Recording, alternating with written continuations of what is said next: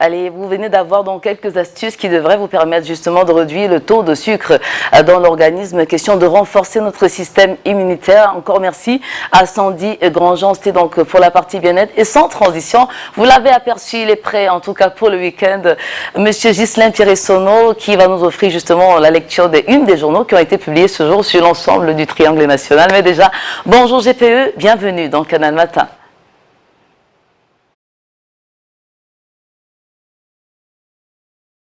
Vous le cœur enflammé de joie. Les mêmes accueils vont également à l'adresse des millions de téléspectateurs de Canal International, ceux du Cameroun et du monde entier qui sont tous chargés fort d'informations. Bienvenue donc à cet exercice. C'est la revue de presse, vous l'avez indiqué sur Canal Matin, donc sur Canal International, en ce vendredi 2 octobre 2020. Plus que 3 jours d'ailleurs, et les carillons vont sonner au Cameroun pour ce qui est de la rentrée scolaire 2020-2021. Eh bien, le 5 octobre, c'est bien entendu lundi prochain, la communauté éducative va renouer avec l'école dans sa globalité après des vacances historiques de 6 mois, dues notamment à la Covid-19. Les pages spéciales du quotidien camerounais à capitaux publics, Cameroun Tribune, édition de ce vendredi, ne se ferment plus à 72 heures du jour J. Depuis le primaire jusqu'au secondaire, les apprenants vont donc reprendre le chemin de l'école à la quête du savoir, dans le respect strict d'ailleurs des mesures barrières, ainsi que l'a indiqué le gouvernement de la République, qui a également pris un certain nombre de dispositions, même prédispositions,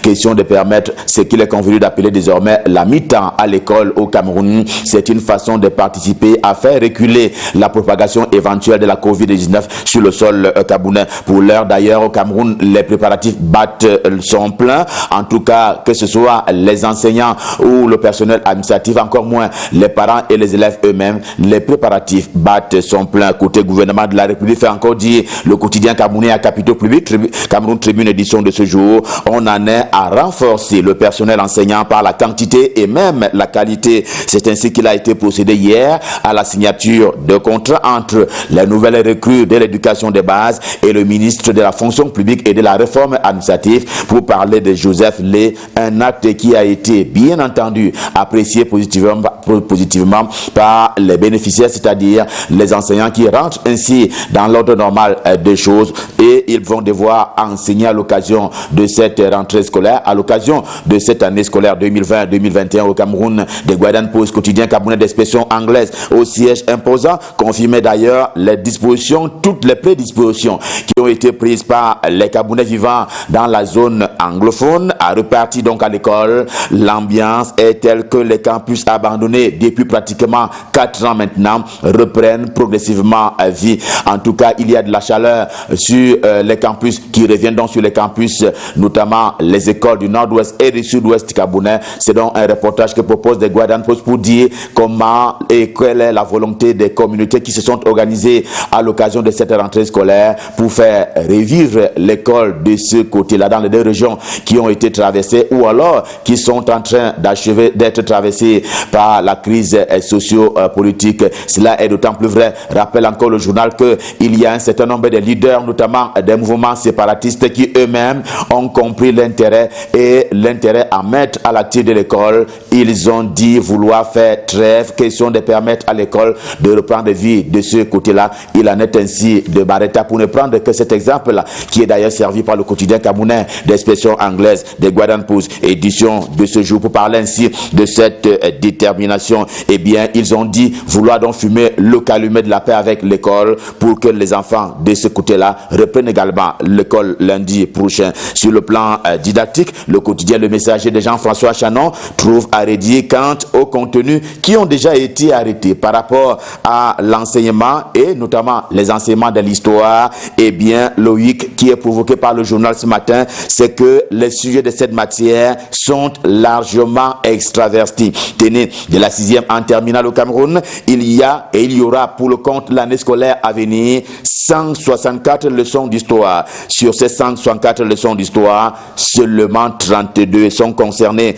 par l'histoire du pays de Paul Biya. C'est un grand problème pour le quotidien Le Messager, qui voit peu ou prou d'avancement en matière d'appropriation de nous et de nous-mêmes pour parler de l'histoire du Cameroun, dont on sait qu'elle a 1001 pans. Éternel recommencement, ou plutôt éternel cosmétique sur le stade olympique, pour parler ainsi de cette infrastructure sportive. On croyait achever les travaux à l'intérieur du stade Olembe, eh bien le quotidien Le Messager dit que c'est une vue de l'esprit. L'infrastructure n'est pas prête à la consommation en tant que telle, comme depuis un an. La faute à Maguil, la faute aussi au gouvernement de la République à travers le ministère des Sports et de l'Éducation physique. C'est lui qui est d'ailleurs au centre des écrits du journal Essingan, lui aussi en kiosque ce vendredi. Essingan qui accuse Narcisse Mouele Kombi d'attiser le feu entre le président de la Fédération camerounaise de football FECAFOOT et le président de la LFP, la Ligue de football professionnel du Cameroun. Il ne fallait surtout pas qu'il s'ingère. C'est cette attitude-là qui a donc énervé Msedou Mbombo Njoya, le président de la FECAFOOT, et il a pris cela comme étant une espèce de caporalisation de la part du gouvernement sur une instance fêtière dont on sait que les dirigeants y arrivent à la tête de cette instance-là après une élection. Le quotidien Mutation de Gap, Georges Alain Boyemou, brandit à son tour un carton rouge contre le ministre des Sports et de l'Éducation physique. Il a mal exécuté une rentrée de touche après les décisions du TAS, le tribunal arbitral du sport, qui est d'ailleurs à Lausanne du côté de la Suisse. La situation est telle que la Fédération camerounaise de football FECAFOOT boude dans le groupe de travail qui a été mis sur pied par Narcisse Mouele Kombi, le ministre des Sports et de l'Éducation physique. Conséquence, on fait du surplace et la FIFA guette le Cameroun. La FIFA ne guette pas le Cameroun d'un bon oeil, conclut ainsi le journal. Et puis, qui a dit que Ndedi Yango était seul artiste musicien camerounais à pratiquer l'agriculture. Le quotidien Mutation, édition de ce vendredi, fait place à Katino, l'éternelle chanteuse camerounaise du Bikoutsi, n'annonce pas sa retraite musicale, mais une reconversion en termes de pratiques sociales. Eh bien, ce sera chose faite d'ici à quelques jours. Elle va donc, elle aussi, pratiquer l'agriculture et l'élevage. Le quotidien en kiosque ce matin refait surface du côté de Campo. Nous sommes dans le département de l'Océan, région du Sud Cameroun. C'est à propos de ces ONG, organisations non gouvernementales, qui ont englouti 15 milliards de francs CFA pourtant destinés aux riverains du parc national Campoman. Ce sont elles qui empêchent la bonne foi de Cap-Vert, qui veut ainsi rendre réalité une initiative, on va dire privée, une initiative au sens justement de pouvoir booster l'agriculture et même la production par-delà tout avec les nombreux emplois que cela devait conférer. Le journal dénonce ce matin en fait les complicités à l'international visant à boycotter un projet porteur pour l'agriculture et donc pour l'économie nationale. En deuxième une du journal Le Quotidien ce matin, le ministre Jules Doré Ndongo des Forêts et de la Faune qui ne badine pas avec la transparence. L'occasion lui a encore été donnée lors du développement récent du dossier pour la coupe et la vente du bois au Cameroun, cela dans le domaine national, et les opérateurs qui ont été présents à l'occasion de cette cérémonie au parc zoologique ici même à Yaoundé en témoignent ce matin dans les colonnes du journal Le Quotidien. Info Matin, le journal des Dieudonné 20 parle également agriculture et pour cause, 300 000 plants d'anacardiers ont été mis à la disposition des populations du soleil levant pour parler de la région de l'Est Cameroun, et cela par le fait de l'IRAD, et c'est ce pourquoi les populations ont dit un seul mot, c'est-à-dire merci. Lui, c'est Joseph Antoine Bell. Il aura finalement tout essayé sans atteindre finalement le but. Il y a eu la Fédération camerounaise de football par le passé où il faisait alors acte de candidature, et voici les régionales une fois encore qui lui ont échappé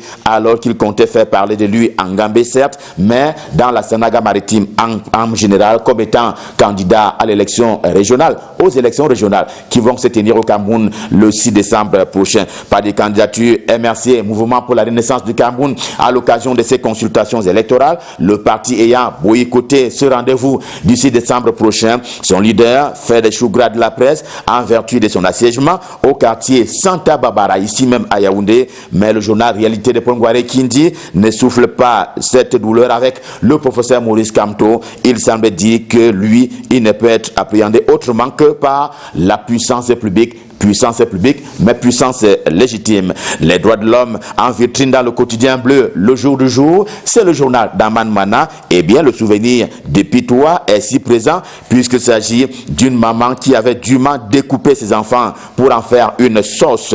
En faisant le point ce matin, le journal rend compte de ce que celle-ci a été mise aux arrêts et elle séjourne d'ailleurs à la prison de Garoua, la capitale de la région du Nord Cameroun, depuis hier. Après la pluie vient souvent également le beau temps. D'ailleurs, c'est une coutume en termes d'expression sur le continent africain. L'économie quotidienne en kiosque fait sienne cette figure de style en donnant à voir dans la vie des affaires sur le continent africain après la Covid-19 qui s'estompe heureusement peu à peu sur le continent et avec cet optimisme qui est donc affiché par les opérateurs économiques de ce continent-là, eh bien une enquête qui a été menée auprès de 152 à travers le continent montre que ceux-ci sont complètement optimistes. Après la Covid-19, les affaires devraient reprendre sur le continent. La bonne nouvelle est portée par le quotidien L'économie. Revue de presse Made in Cameroun, édition de ce vendredi Stop Fin. Le cœur enflammé de joie. Évidemment, nous vous avons servi à l'occasion de ce dernier rendez-vous de la semaine. Le prochain, c'est lundi quand il sera 7h et nous serons dans la même disposition et prédisposition, question de vous servir. Pour le moment, repartons du côté de Douala. Cela à cœur joie d'ailleurs pour retrouver Patricia qui va conduire pour la suite et la fin Canal Matin. Je vous retourne le pouvoir. C'est à vous Patricia, c'est à vous Douala. Merci beaucoup Ghislain Pialsono. On est très heureux de vous savoir déjà en plein dans le week-end. On ne peut que vous souhaiter excellent week-end parce qu'il y a un temps pour tout, un temps pour travailler, un temps pour se relaxer. Donc vivement, lundi prochain, il sera en tout cas 7h en heure locale, 1 heure de moins en heure GMT, le temps d'accueillir une croqueuse de livres, c'est comme ça qu'on les appelle en tout cas. Elle est passionnée de lecture et bien sûr d'écriture. Elle, c'est donc un docteur en sciences, en politique économique. Elle s'appelle donc Elisabeth Talatalom. Elle vient de commettre son tout premier ouvrage qui est donc intitulé Vaincre l'adultère de la douleur au bonheur. On a donc le plaisir d'accueillir notre très chère Elisabeth Talatalom. Bonjour, bienvenue. Bonjour Patricia. Comment vous allez? Très bien. Je vais très bien. Nous davantage justement. Et